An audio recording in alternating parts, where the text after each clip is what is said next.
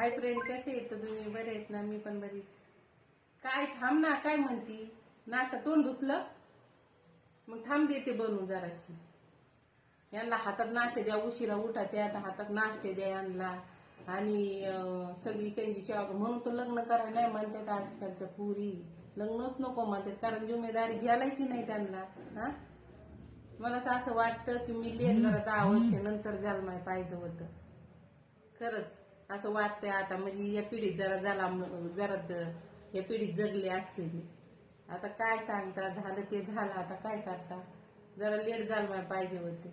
आजकालच्या पुरींना काम नको, काय नको, नुसतं फ्रेंड सोबत बोलायला, आयतं खायला, आणि जिम्मेदारी नको म्हणतात. लग्न आताच नको म्हणतात, लवकर लग्न नको म्हणतात. आता पहिलं काय आमच्या हातात नव्हतं म्हणून आता लवकर झालं. काय करता आता जगायचं कसं तरी.